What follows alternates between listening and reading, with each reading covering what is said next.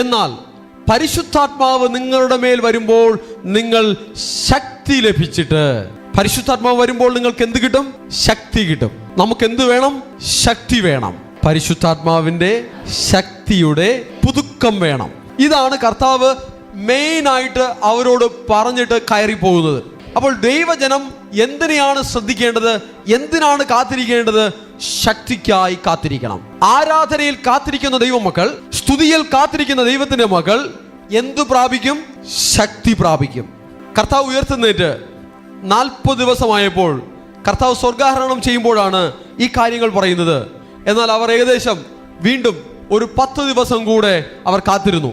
ആ 10 ദിവസത്തെ കാത്തിരിപ്പിൽ അവർ ദൈവത്തിന്റെ പരിശുദ്ധാത്മാവെന്ന ശക്തിയെ പ്രാപിച്ചു. ഹല്ലേലൂയ. ദൈവത്തിന്റെ ശക്തിയുള്ള, പരിശുദ്ധാത്മാവിന്റെ ശക്തി ഉള്ള ദൈവജനത്തെ കർത്താവ് തേടുന്നു. അവർ ഉണ്ടെങ്കിൽ മാത്രമേ ദൈവരാജ്യത്തിന്റെ പ്രവൃത്തികൾ ഈ ഭൂമിയിൽ നടക്കുകയുള്ളൂ. സ്തുതിക്കുന്ന മക്കളുടെ മേൽ ശക്തി ഇറങ്ങും.